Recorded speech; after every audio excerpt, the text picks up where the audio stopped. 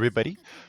Captain Waffle here, back at it with you once again to go over another ship analysis review inspection sort of thing here for you again.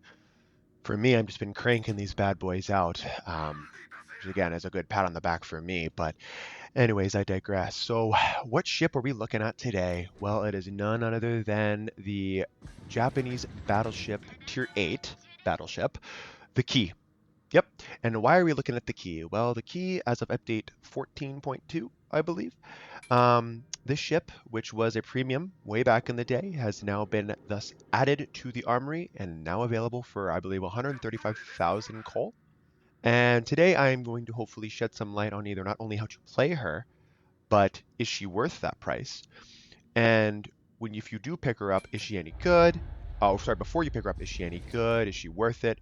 That sort of stuff. And then once again, I will add some insight, not only how to play her a little bit, but also if you see her on the battlefield, how to make sure that you can sink her. So anyways, so the Kii. What is the Kii?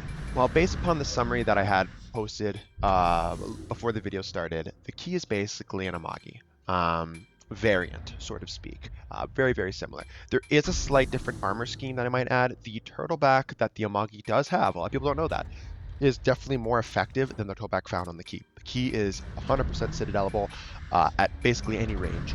The turtleback is not going to win you any awards.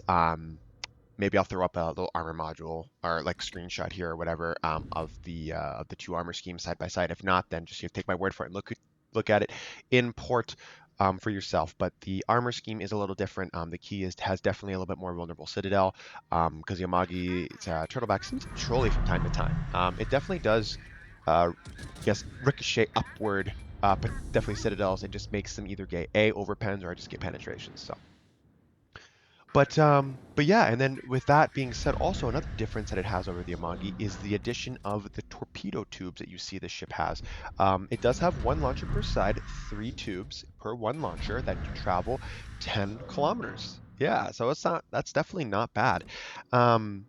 They reload in about 90 seconds with a speed of 62 knots, and they're dealing, 17,000 damage and some change. So they're there with a detectability of 1.6 kilometers and a reaction time of 9.6 kilometers. You have those at your disposal. So if you find yourself getting into brawling situations that I really don't recommend to get into, you have those. You can also, what I would recommend those torpedoes for at least, is launching them when you're in a kited position, as they will help basically, potentially land 1 or 2 or whatever, and thus hopefully change course of the ships, maybe exposing broadside to you. So that's how I would utilize the torps. And I'll pull up a screenshot of the torpedo firing angles. Actually not bad. Having a 40-degree angle on both firing forward and a 24 on the back end is pretty damn nice.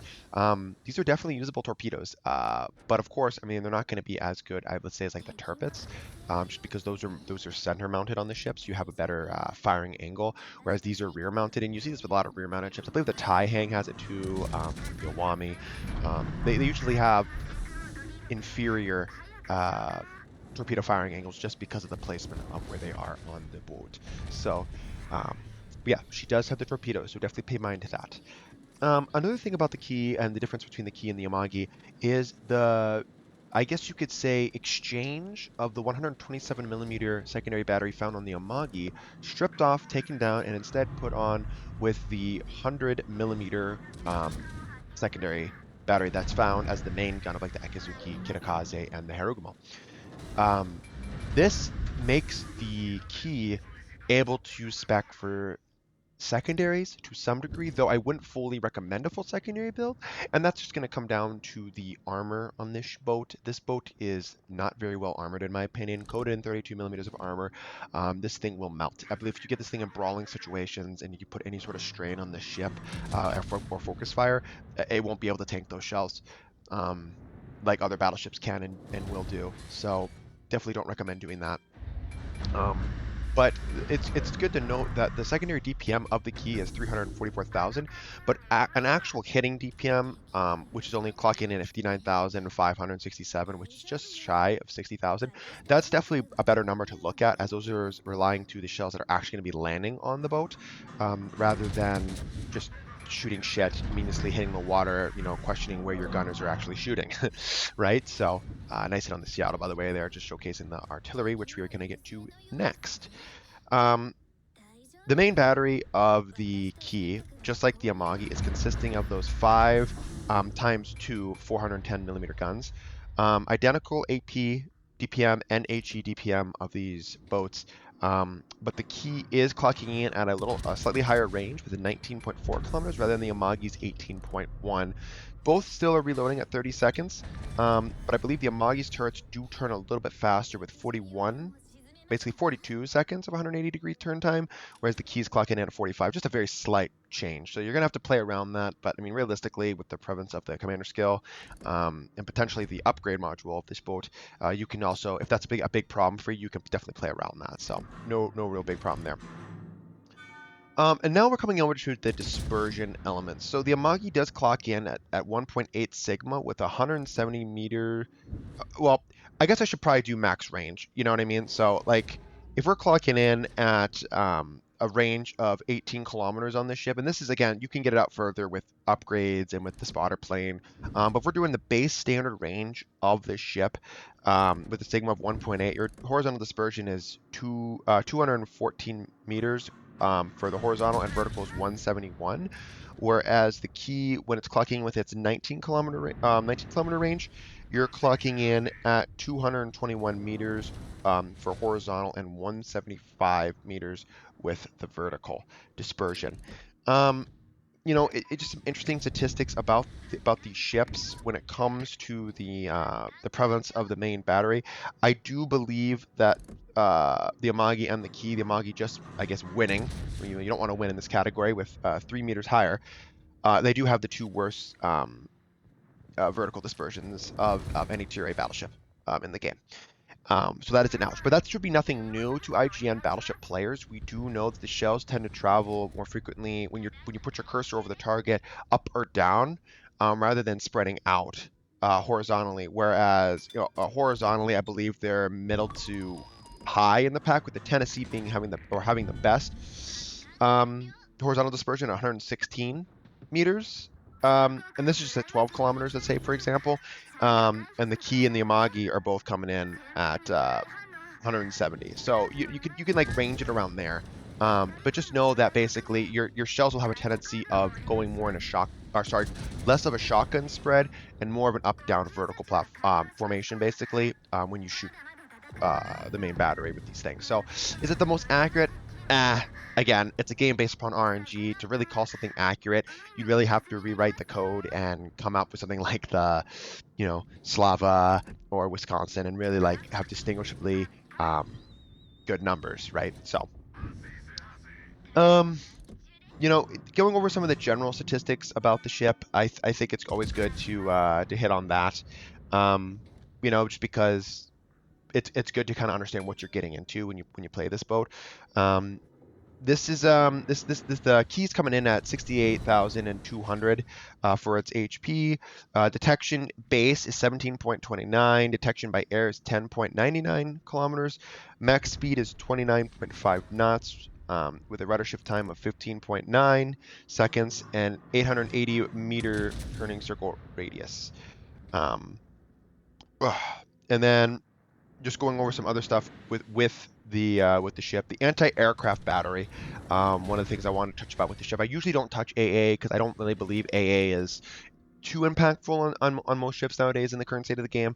But this ship does have a more potent AA battery, mainly because it's picking up the medium DPS, where a lot of its other sister ships like the Amagi or the Igneous, Ragnarok, whatever those ships, Yumahari, they don't have mediums, which a lot of those, the big damage, I guess, so to speak, is going to come from that. I still don't think it's going to be enough to deter aircraft carriers from attacking you, especially same tier or higher. But you will shoot down maybe a couple more before the inevitable strike. That's about it. But the big thing here, in my opinion, is the flak count, which I think it comes with a base of 6. with the addition of a couple if you get certain captain skills and upgrades, which compared to everything else, you're looking at about 4 with the addition of +1 for 5. So starting off at 6, again, flak in my opinion is the big damage dealer. That's going to come down to the CB's ability to dodge your flak, which is fairly easy coming from someone who dabbles with aircraft carriers every now and then, though I don't really enjoy the play style. To do certain missions and campaigns, etc., like that kind of stuff. They definitely do that for me. So, but yeah, the Kii has that at its disposal. So, and mainly I think that's from the addition of those 100 millimeters secondary batteries you have. I'm not sure if they're dual purpose. I would assume so, but I could be wrong on that one. So, anyways, standard consumables with the Kii. You're just having that standard damage control party, repair party, and then you have in that third slot either the fighter or the spotter. I believe you could choose from. Pretty standard with the Kii. So all right, so now that all the stats are out of the way, kind of those hard data, soft stats, what do you want to call it? Now we can kind of just talk about the game in the background. Hopefully you guys have been enjoying that more so than listening to me babble on about the ship. Obviously it was a good game for me, not so much for the team, which kind of sucks. And remember, I played these two battles I'm going to show you were back to back in the Kii, and I played just 2 battles for you guys. And I was like, these battles are fine for me because I pride myself on being like, no bullshit. I'm just gonna show you guys how the ship is, even if the game is relatively shit. Just to kind of get a general, just idea of what you're going to be getting with the ship, right?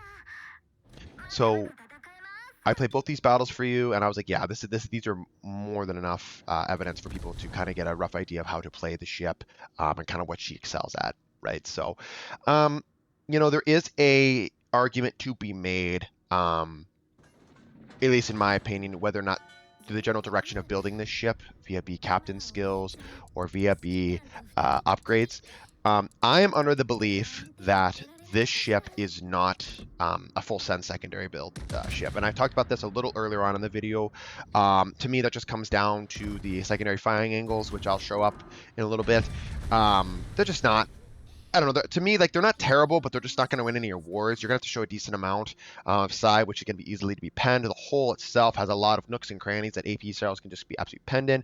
And the HE penetration, especially nowadays with HE being slung everywhere, clearly right, this ship is just not going to be able to stack up for long against most of these ships throwing it, at you. So I don't believe this ship is a good secondary boat, and I don't think you should be getting her just because, hey, I can build this thing for secondaries. Now, if that's your play style and you're like, hey, I run a secondary Shirashima, I run a secondary Iwami, fuck, I just want to take my commanders and put them on this vessel, like, by all means, yeah, I mean, 100% you can do that. It's what you want to do, whatever, like, as long as you're having fun, right? But if you want to get the most out of the boat, I don't think that is the way to play the ship, right? So,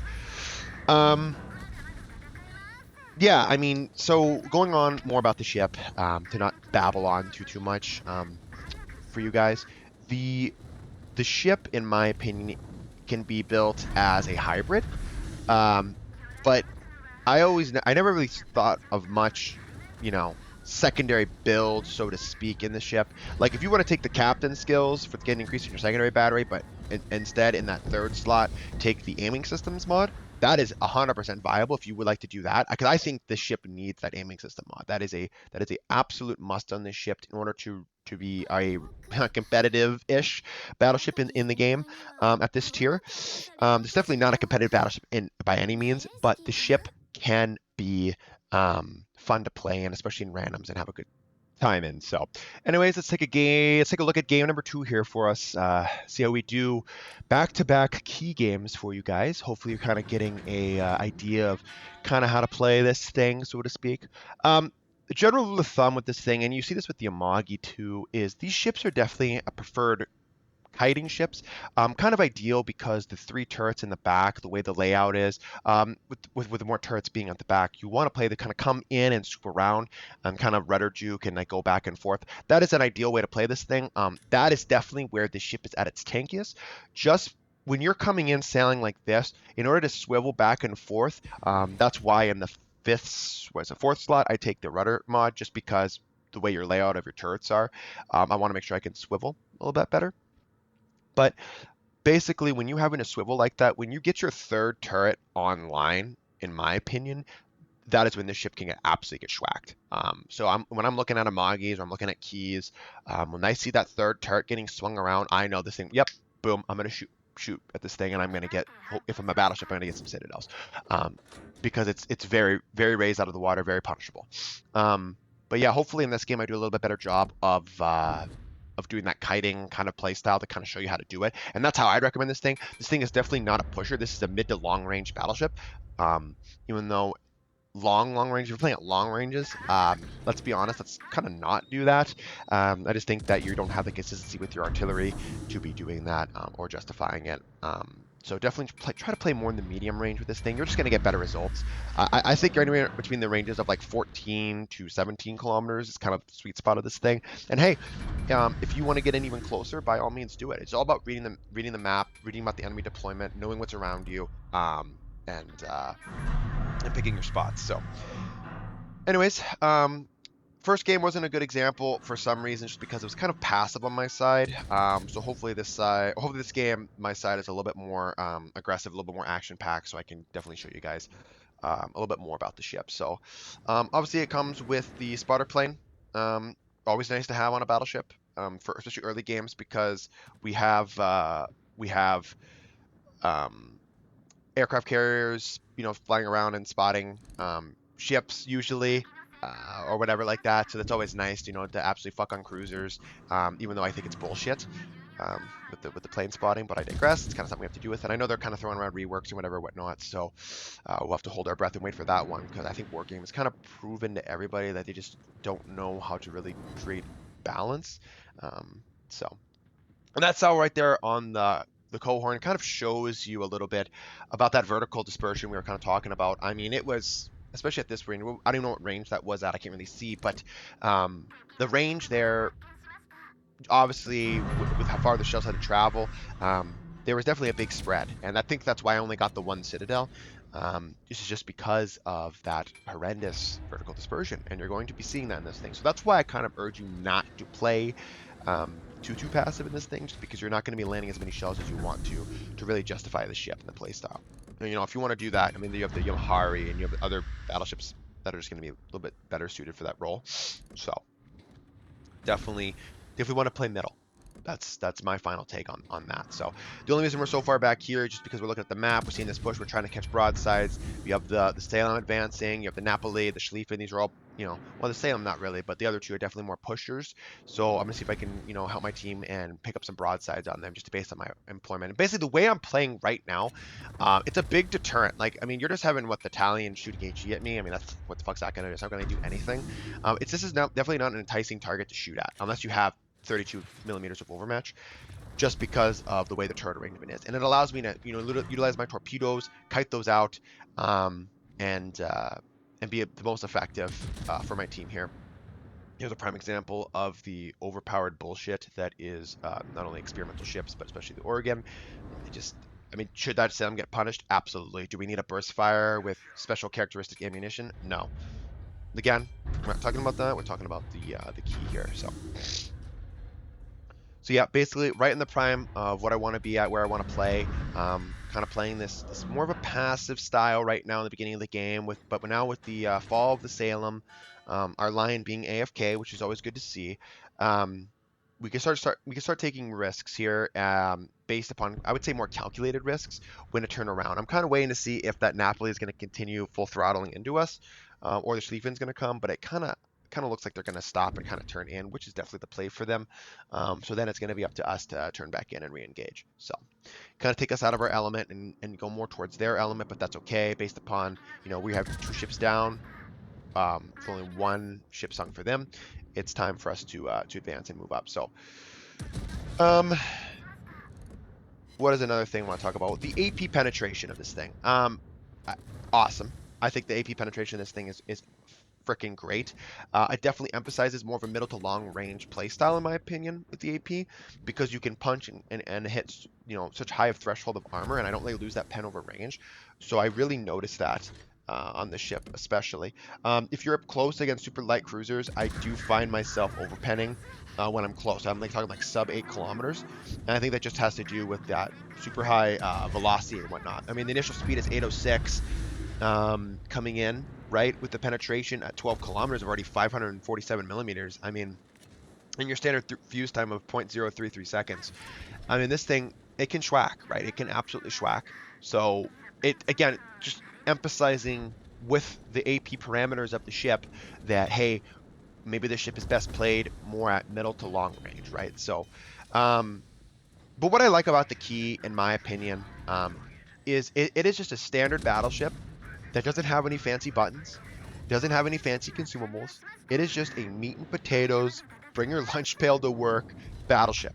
And I think the time and the day that wargaming gets back to that, I think I'll find myself having more fun in random battles and maybe obviously ranked and competitive a little bit more so. I think nowadays ship design is so demented, like we're seeing with experimental ships, um, that it's not really scratching my itch in any which way. Like I don't want broken ships in the game. Like if a ship is broken, I just really won't play it. Okay, like the Libertad, in my opinion, broken. I mean, even the Los Andes, in my opinion, even being worse, because of based upon matchmaking where it is in the tech tree, it's demented. It's absolutely demented, and I feel bad for the guys that are trying to actually play ranked. And all they're fighting right now is experimental ships and Los Andes. Like it's a fucking joke. It's an absolute fucking joke, and I can't stand it.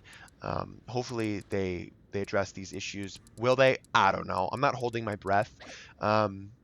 But all we can hope for is that stupid people are playing these ships, and not extremely good players, because that would just be absolute living hell to play against.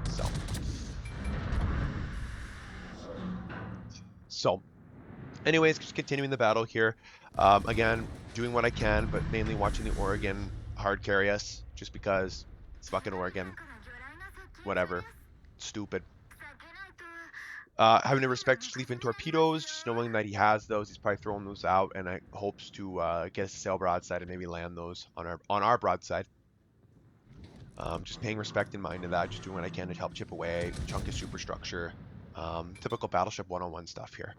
So, one thing about the Kii that I wish to talk about, and I talked a little bit about it already, the secondaries.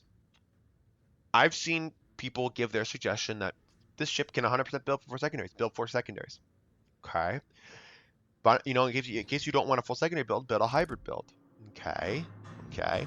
And then someone like myself that says, I just think that investing any time in a secondaries and getting in a secondary kind of an arrangement or engagement with this thing is stupid. You're essentially doing a passive suicide just because your hull can't be tanky. It's like building a Richelieu for secondaries. It's like, what? Like, I understand you only have the 2 front-mounted guns on that ship, but it's like, you're gonna melt. And at least the Richelieu has somewhat of a decent turtleback spaced armor scheme, unlike the Kii that really doesn't. So, again, it's all opinions. I mean, I highly encourage anyone that if you happen to stumble across this fucking channel, give me mine, nod your head like, okay, I take that into consideration. If you watch other people who recommend, hey, full secondaries or do hybrids, yeah, I think the best thing you can do is try them out if you have that at your disposal. If not, I would hate for you guys to spec a ship, let's say full secondaries, and then you come to realize, wow, this fucking sucks. Now I'm fucked with a commander that, a 10-point commander or whatever I've invested into him. What am I going to do with him? I have to start over. I have to spend dubs or Captain Elite experience to reset him or whatever. I would say if you're a little bit unsure, I would rather just go with the for sure option, which is just a standard tanky battleship build, which is what I recommend for this thing. Your fire prevention, your emergency repair, like all the adrenaline rush, just your standard meat and potatoes. I don't think you need to play around with it too much because you're not going to reinvent the wheel here at the ship. But it does have different play styles. And if you are one of those commanders that bounce, one of those players that bounces their commanders from ship to ship or whatever, and every now and then if you want to, bring your secondary Shirokishima captain if that's what you do, or your Awami secondaries if that's what you do, whatever. Bounce them around. If that's what you want to do, fuck, well, by all means, right? But if you're someone like myself that usually has captains per ship, in very rare cases I don't. I know that every now and then I bounce my Musashi commander to this ship just to get her a little bit more upgraded. That's what I do. With a few, and that's a standard battleship tank build, so it transfers over very well for me. It's a very fun ship in my opinion, and with the addition of the 135,000 coal, to me, it's a no-brainer. I think the price is awesome. It is not inflated at all. I don't believe so. And I think it's well worth the call. Now, in the premium store, the ship for USD, or for standard currency for the United States, I believe it's $52.80. It's getting to the cusp of where I would probably say no. I think flat out most ships in this game, if not all of them, any ship raking in above a $50 flat out price tag for me is probably not worth it. Okay. I don't believe in gambling either with video games. Okay. If you want to go to the casino and do that, leave your credit card at home kind of thing or in the car. But it's not my gig, not my thing. But I cannot recommend this ship enough when it comes to the coal price. I think this ship is going to scratch the itch of a lot of battleship players out there. I think it's a very fun ship to play. I think it's pretty damn good too. I mean, look what I've been able to do with back-to-back games, playing how this ship is effective. And anyone that enjoys the Amagi, you're gonna love this ship. Okay. Anyone that enjoys the Yamahari, it's a little different, but I still think you'll enjoy this ship. Anyone who just likes battleship and standard battleship gameplay, and it's not all about the gimmicky, reload booster, spotter plane with minus 10%, dispersion, whatever the fuck, you're gonna enjoy this ship. Okay. I like it. I think it's a good ship, and I don't play it enough just because I have so many damn ships in this game. But it was good to see that Wargaming made a conscious decision and saying, you know what, we have it, we're having all these ships in development. We don't want to throw any of them in coal ships. We want to make sure we milk the player base before we do it. I actually don't mind older premium ships that we have in game to be released for coal. I honestly do not mind it. And the reason why is because it allows players that, maybe they're free to play or whatever. Maybe they just don't have these ships. It allows them to obtain these ships and increase their armada, which is always good to see. I'm here because I want the player base to benefit from the most. I think it's the least a company could do every now and then is give us a coal ship like this, And again, it could be lower. So like for example, like the USS Arizona could come in for coal. Ships like that.